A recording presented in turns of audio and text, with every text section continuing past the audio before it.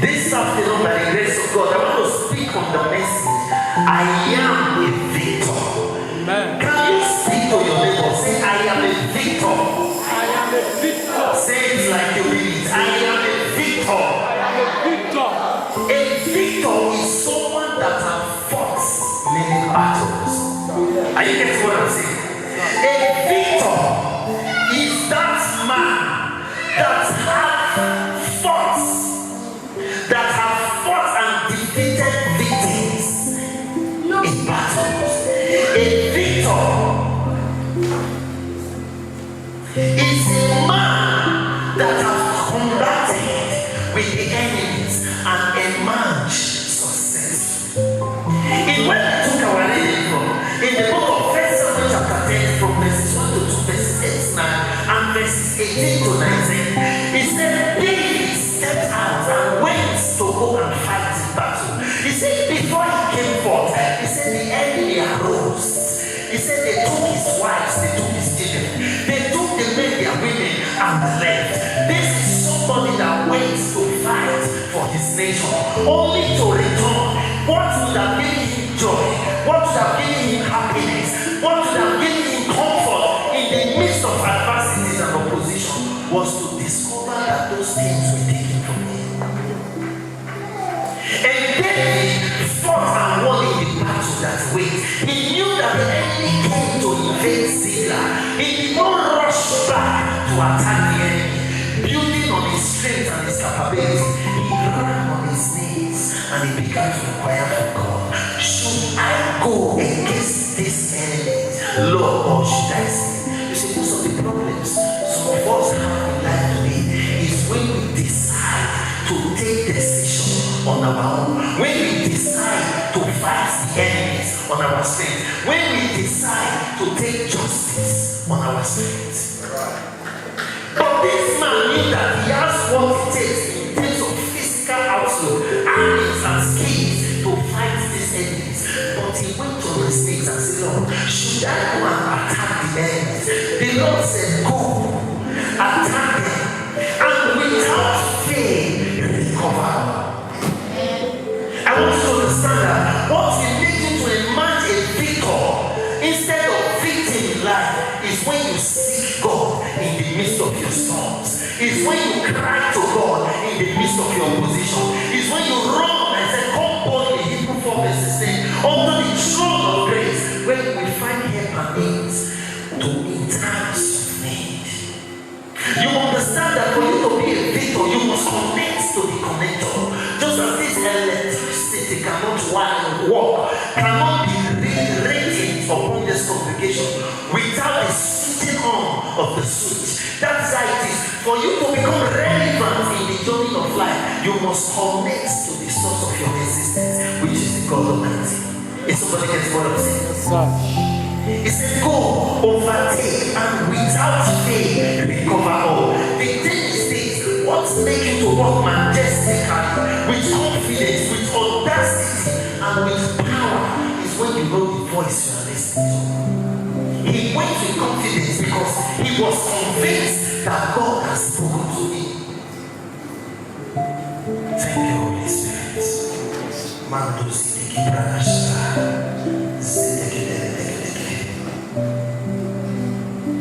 You know, First Timothy, verse chapter 6, verse 6, it said, fight the good fight of faith. Lay hold of eternal life. Not just fighting against. Paul was speaking.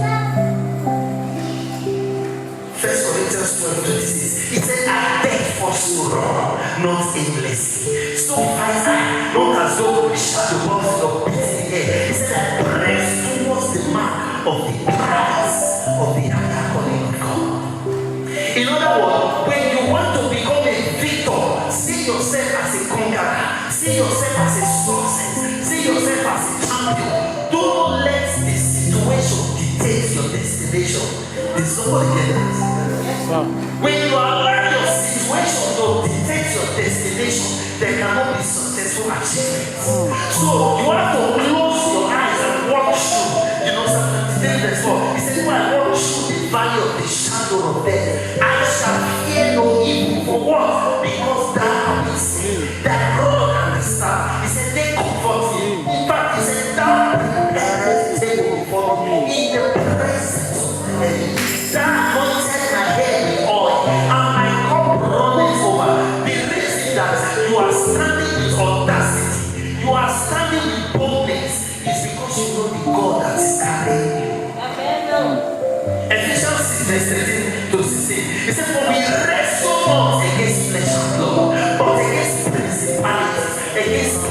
against spiritual wickedness, against rulers of darkness in the high places of this world. He said, but put on the full armor of God, the helmet of salvation, the breastplate of righteousness, the shield of faith, and the word of God, to be able to what? To extinguish the flaming arrows of the wicked. What will give you victory is the amount of the word of God that you know in your spirit. You cannot say, I am a vapor. You can't destroy me. You can't attack me when you eat parade 3 times in a day. You cannot do me anyhow when you eat the fattest food. You don't fast, you don't pray. And somebody points out and says they will show you. And then you are boasting when you know you are a spiritual lunatic. When you know spiritually you are handicapped. Praise Master Jesus.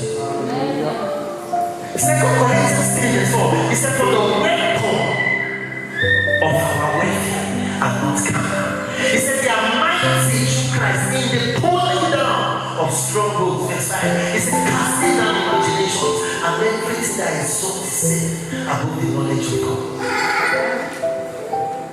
Life itself is battle. We will have this in the Sunday school.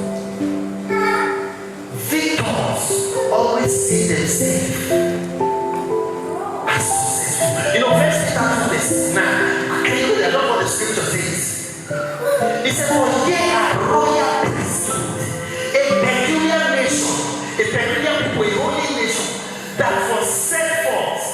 He said, for ye are chosen people, a royal priesthood, a holy nation, God's special possession, that you may declare the praise of Him who called you out of darkness into His marvelous light. When you are still living in darkness, it means you don't know who you are in Christ. The Bible says, Christ in us is the hope of glory. 1 John 5:4. So whatsoever is born of God overcometh the world. Romans 8:35. He said, what shall separate you from the love of God? Shall trials and tribulations and famine? He said, no, 37. In all these things, we are more than conquerors. We are more than victorious through Christ that strengthens me. When the enemy, Satan, altars finger against you, crackerize against him. Not dwelling in fear or boasting with words when you are empty spiritually. Praise Master Jesus. I was speaking with my wife the last week. I said, we are planning like this special principle. One day I will do this. I will go to this graveyard in the night and pray. If ritualists, native doctors, those that oppress in the demonic realm can go to all the burial grounds, then you that call yourself a Christian, why do you do it? If somebody gets what I'm saying. A man stood out in London when they banned Christians from praying and preaching the gospel. He went to his father's grave and began to call upon God. He said the whole nation gathered, a lot of people gathered and revive and pray for us. You have been trying Christianity for years. It's not working because you have been playing. When you try it now, we talk seriously. Acts of Apostles chapter 16, when you read from verses 25 to 26, before then the whole narrative was that Paul and Silas, they saw a girl in verse 10 who was using fetish power. In other words, that's why you have to be careful. Those that give you fake prophecies, those of you that run after miracle and prophecy, the Bible says, test those things. If they are God, sometimes they can give you healing of headache and leave you with cancer. Now, this girl, his master was using her to make money. So when people passed, she prophesied to them. And when later when Paul was passing Paul and Silas, he said, these are the servants of God that are preaching the good news. Was that a baptism, a prophecy? No. But Paul knew that it was a wrong spirit that was using her. And he cast that spirit out of her. And the spirit master summoned Paul and Silas. That was how Paul and Silas was in jail. I want you to understand that when you say you want to be victorious, be ready to fight the fighting. You must be controversial. For you to be victorious, you must not sleep normal life. You must look supernatural. You must live an extraordinary life. He said they were in the jail cell at midnight, praising God, worshiping God. He said suddenly there was an earthquake, and the foundation of the prison was shaking. The reason they became victorious is because they knew the God they were carrying, and the God that was carrying them. I love this because one song the artist, he said, you carry me when some carry their God. You fight for me when some fight for their God. Oh, Jesus, you know you use me. Nah, nah, nah, you know you use me. When a child knows that he or she is beaten at school or beaten by friends and run to the father, and the father will cover him, he will not be afraid of anyone of his age or equals. When God carries you, powers of darkness cannot drop it. If somebody gets what I'm saying, and I prophesy in this month of September, whatever that has been pending in your life that you are looking forward to get before this end of this month, may let there be a divine visitation in the name of Jesus. Whoever that want to make your life a ridicule, your life a mockery, your life a laughing stock, may God uproot them out of the life in the name of Jesus. What is that they have set before you to look, to make you look unto and say, how will I be able to pass this? In that midst of confusion, may God give you direction in the name of Jesus. You must have a lion's heart. The Bible says the righteous are as bold as lion. 2 Timothy 1:7. He said, for God has not given us the spirit of fear, but of power, of love, and of what? A sound mind. Now I want you to understand that there are factors. You see, for you to be victorious, life is a battle. The only thing for you to be victorious is this. As I said in the school of the Spirit, life does not give you what you need. Life does not give you what you command. Life does not give you what you want. Life gives you what you command. Are you getting what I'm saying? It is your facts that determines your flights. It is how far you can stand with tenacity that determines how far you can go in the journey of life. Praise Master Jesus.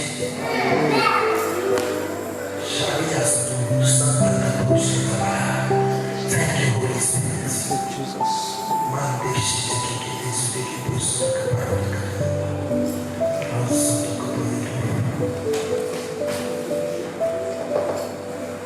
I speak over somebody's life.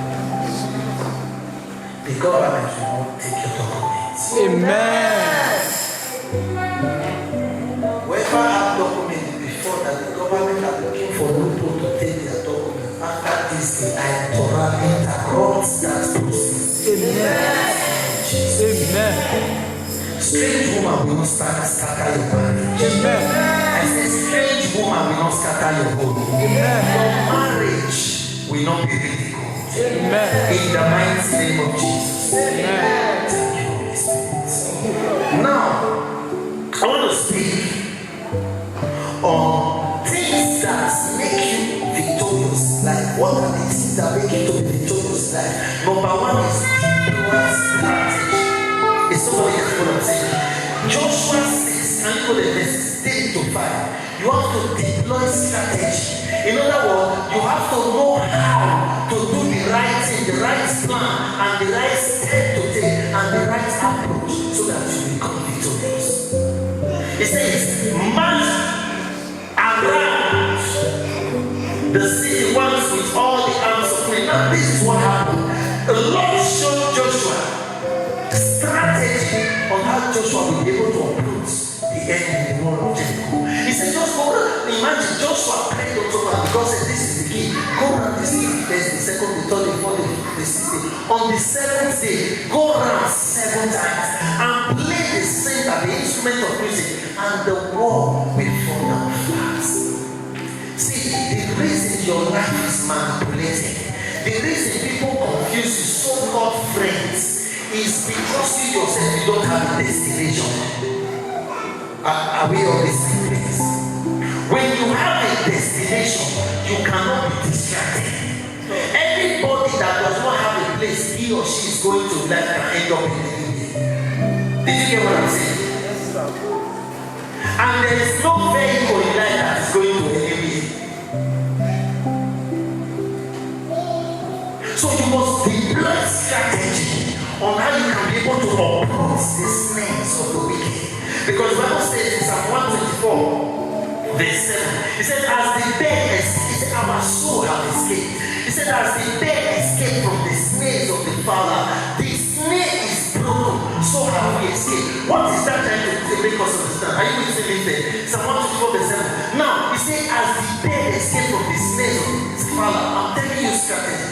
You know, those days when I was growing up, if people want to catch them in that cage they carry around, some will put, gum. Are you getting what I'm saying? They will put gum or what the bird will eat, and they will start calling on the attraction of the bird. The foolish one will jump to eat the gum, and the gum will choke them. Then the trap, which is the cage that was open, as he picked that up, the cage will close the bird inside. Are you getting it? That is a strategy. But he is making us to understand. He said we have escaped like the bird from the fowler's snake.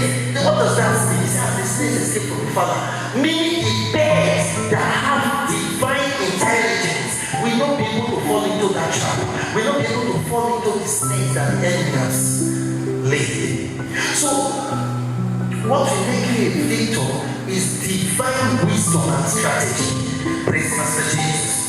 Number two, avoid naysayers and those full of negativity. Avoid naysayers and those full of negativity. There are people who never see something good. There are some people who never believe that success exists. There are some people, because they try something, they don't work for them. They conclude that no other person can try it. They conclude that no other person will succeed. So you must not dwell in the midst of narrow-minded people. Psalm 1 verse 1 to 3. He said, blessed are those that do not walk in the counsel of the wicked, or stand in the ways of sinners, or sit in the midst of scoffers. He said, their delight is in the law of the Lord. On it they meditate day and night. For what? They shall be like a tree planted by the rivers of waters, which remain green, season and harvest. What will make you to stand out is the kind of associate you embrace. Because failure comes when you get too close to the wrong person. The wrong people take from you, and the right people add to you. Your speed in life will be determined as a result of your associates. That's why Proverbs 13 verse 20. He said, he that walketh with the wise will be wise, but the company of fools shall destroy. Show me your friend and I will tell you who you are. Who you walk with determines what comes after you. Is somebody getting what I'm saying? Avoid naysayers. Those who are filled with negativities. You give them that tear, all they can tell you is it is impossible. Push them aside. Praise Master Jesus. Walk with those that believe in your dream. Those that believe. You let me say this. Number 3, build your life around people that believe in your dreams. That's number 3. You see, we have two kinds of people. We have those that are optimistic, and we have those that are pessimistic. The pessimistic people are those that never believe in positivity. They never believe in change. They never believe in greatness. The optimistic people are those that sit down and see their 10 years from where they are sitting. Pastor Chris said something very, mind-blowing that I had a couple of months ago and very some time ago. He said while he was in the university, he was always telling his friends that he was 10 years older than them. That they never understood what he was interpreting. He said, I am 10 years older and higher than you. They said, but I know I am older than you. He said, I'm not talking of age here. I'm talking about grace. It means that when you see a glimpse, a flash of, touch that brother please. When you see a glimpse or a flash of where you are going to in life, you are not worried about where you are. Is somebody getting what I'm saying? Build yourself. Go to 2 Kings chapter 13, verse 17. 2 Kings 13, verse 17. Elisha was speaking. He said, open, are you there now? He said, open the east window, he said, and he opened it. Shoot, Elisha said, and he shot the Lord's arrow of victory, the arrow of victory over Aram, and Elisha declared, you will be completely destroyed the Arabians. The reason the Arabians were destroyed was because somebody that stoned over the king of Israel. He went to meet him, and Elisha said, listen, don't be confused, don't be frustrated, don't be discouraged. Carry your arrow, shoot it over across the window, and take the victory. You need people that will tell you that there is hope in your midst of hopelessness. You need people that will tell you that there is light in the midst of darkness. You need people that will tell you that when others are saying there is a casting down, there is a lifting up. You need an associate that will bring out the empire in your home. Amen. Not those that will talk to you, you were broken before you hear their word. It looks like a baby can go die. You cannot be victorious like that. You need people that will talk to you for 1 minute. Your life will be transformed forever. Amen. That's why I speak over your life. May God remove irrelevant people out of your life and destiny. Those that will step into your life to complicate your life, may God push them away in the name of Jesus. Those that their presence will bring tears, those that their presence will bring confusion, those that their presence in your life will bring pain, may God brush them away in the name of Jesus. Enough is enough. Thank you, Holy Spirit. Thank you, Lord. Man was speaking, brother. If Elisha had not spoken, he would have been victim. You know what happened? Time will not permit me to go through all that. In the book of 2 Kings chapter 1, when you read from verse 1 up to the end, it talks about a man. Now, this man, Ahaziah, the Bible said he fell from the lattice of his inner chamber. In other words, he fell from his house and he had injury. What did he do? He ran and seek from who? Baal-zebub, the gods of Ekron, to inquire if this injury, this pain, this situation will lead him to live again or he will die in the days. And a man stood, Elisha. He said, is it because there is no God in Israel that you went and seek Ekron? He said, because you have seek the fake gods, this day you will not live to see the light. Elisha declared that word, and that man, he fell down and he was shaken because of the word of the prophet. He deployed 50 men to Ashur.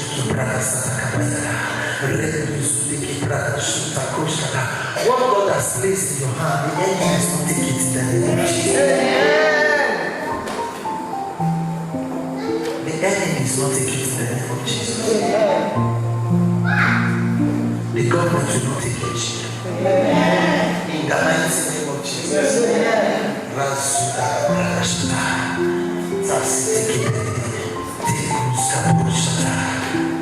Number 4. Be strong and close to this and courageous. Your victory is as a result of your boldness. Just as I said in the Bible story, in the Sunday school. Before a lion can attack his prey, he will first of all observe the prey, look at the antelope, look at the rabbit, look at the buffalo. If they are dwelling in fear, he moves and attacks them. But when he roars and those one roars against him again, he relents. So the thing is this: for you to be victorious, you must have a heart of boldness. Praise Master Jesus. You must not dwell in fear. Don't dwell in possibility. Always believe that you will be the best of the best. When doors are closing for others, see yourself that doors are opening for you. When things are no longer happening in people's lives in Europe,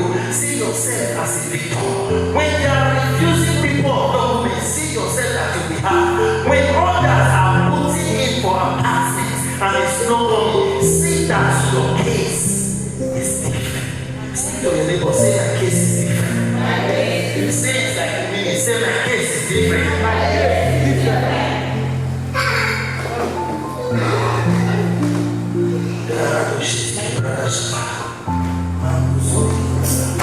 Let's talk about something.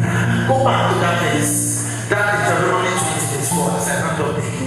Raise you are victorious. Are you there? He said, for the Lord your God is the one who goes with you to fight against your enemies. After this meeting, where you cannot go before, may God go ahead of you in the name of Jesus. The enemies you cannot fight, may God fight them for you in the name of Jesus. Exodus 14:14. He said, I will fight for you and you shall hold your peace. The Egyptians you see today, you shall see them no more. He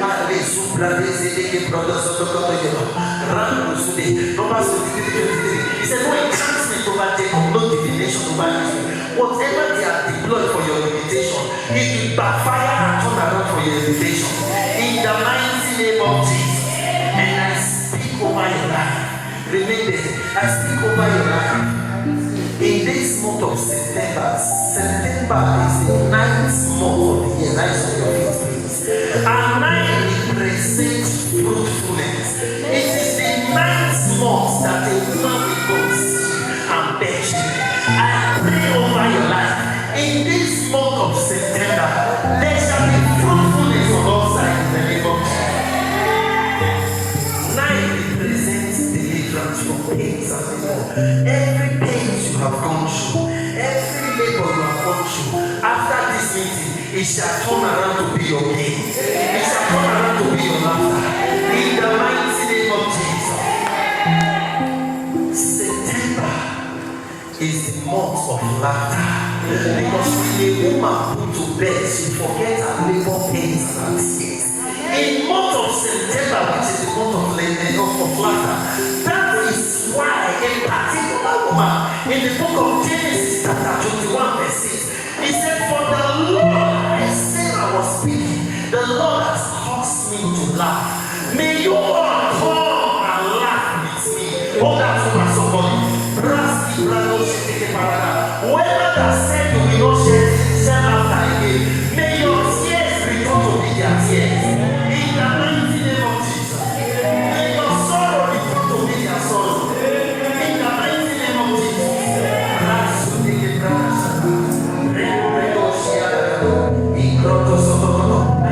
That veil of frustration, that veil of disgrace, that veil of tears. There are somebody here, there is some people here, you can be, there is somebody here, you can be in the church now, you are laughing, you are smiling, you are so scared to people, but the moment you are alone in your closet, you shake things, but deliverance is coming upon such people. In the mighty name of Jesus. It is your season of laughter. I love what the word of God says. In Revelation chapter 21 verse 4, he said, and I will wipe away your tears. There shall be no death anymore. No pains